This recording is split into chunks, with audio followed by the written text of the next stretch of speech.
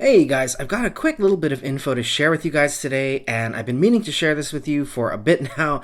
I just haven't had the time, so apologies for that, but I am making it up to you by dropping a midweek video here all about the small but meaningful changes I've been seeing to Toyota's parts content in some of their new 2025 and 2026 vehicles.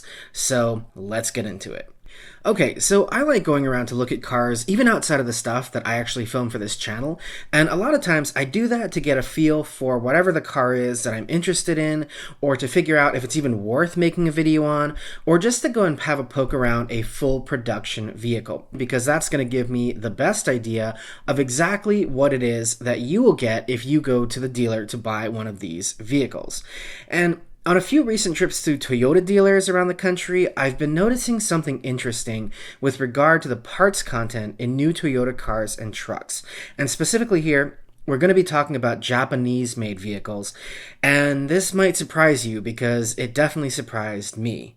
Now, typically in the past, when you came across a Toyota product, and that's both Toyota and Lexus, that was made in Japan, because of the vertically integrated supply chain there, most times the car would have 100% of its major parts content being made in Japan. So that was the case with my old 4Runner, the Prius we had, and of course my current cars, which are a 2023 Lexus GX 460 and my 2021 RAV4 Prime. And that's what you're seeing photos of here in this video. And this is always something that I've made a point to look for because while it doesn't guarantee that the car is going to be perfect and that you're not going to have problems, the parts and build quality of these Japanese assembled vehicles made with Japanese parts tends to be better, and there's a lot behind that with regard to all the parts suppliers are generally in the same area, the quality control is generally very similar because of the geographic proximity, and all the stuff that just comes along with having a more tightly integrated supply chain. And then in the final product, you had better finishes, better textures, fewer squeaks and rattles, tolerances were tighter, stuff like that. And I know a lot of you prioritize Japanese-built vehicles for the same reason. Now, let's skip forward to today. I've been at a number of Toyota dealers recently and noticed that on the new 4Runner, the final assembly point is still at the Tahara plant in Aichi Prefecture, but the percentage of major parts content from Japan has now dropped to 95%, and now 5% of major parts content actually comes from the US or Canada. Now, my first thought was that this is in response to the tariff situation, but I'm not really sure how much 5% is going to make a difference. But it's an interesting change nonetheless, because it means that there are some major parts in the new 4Runner that are shipping from a supplier in North America over to Japan, being loaded onto Japanese assembly lines at the Tahara plant, and then being put into the new 4Runner. Then I went to look at a new RAV4, and RAV4s in the US, depending on trim and options, can come from Japan or they can come from Ontario. So for example, we see a lot of hybrids and most, if not all models with a panoramic moonroof coming from Japan. And the same is true of the Lexus NX350H, which is the RAV4's very close cousin. Some of them come from Ontario, others come from Japan.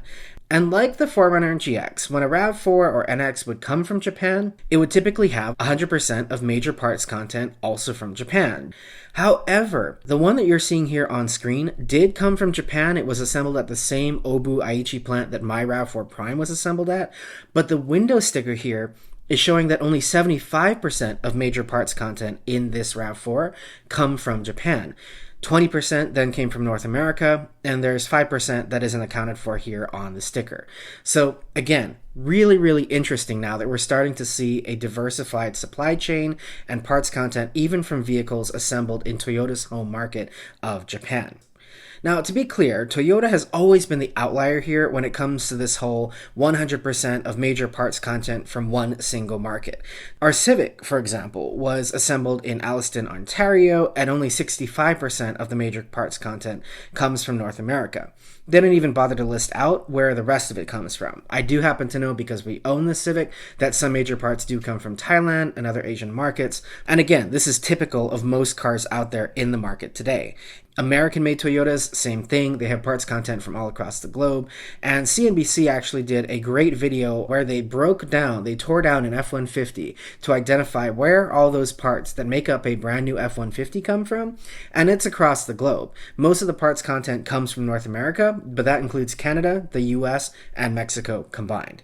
So all this to say, if this is Toyota diversifying and expanding its supply chain to get parts from elsewhere in the world, it would make sense because everybody else is doing the same thing.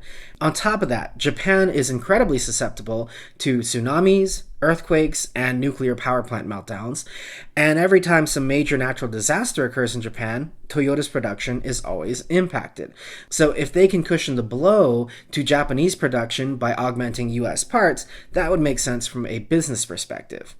On that note, we've also seen them abandon basically every principle and foundation that they used to believe in terms of quality and reliability and value, in the interest of cutting costs and maximizing profit. They're also investing heavily in the Chinese market, and last year became the second automaker behind Tesla to open a wholly owned assembly plant in Shanghai, China.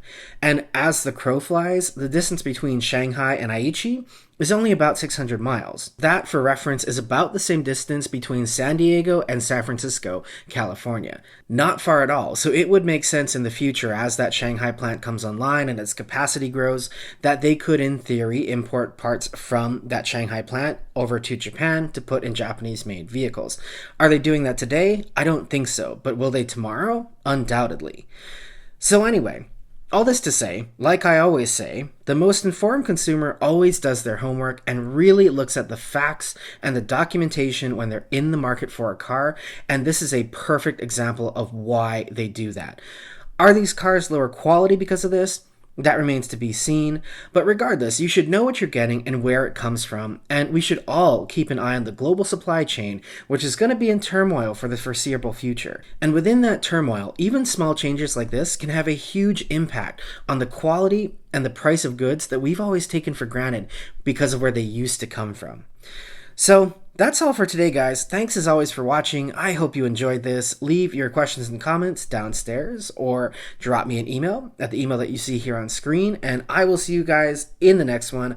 I have 2 dashcam videos and a Mustang video and a 4Runner video to shoot. So you guys wish me luck on getting all of those out soon, and until then, have a great one and take care.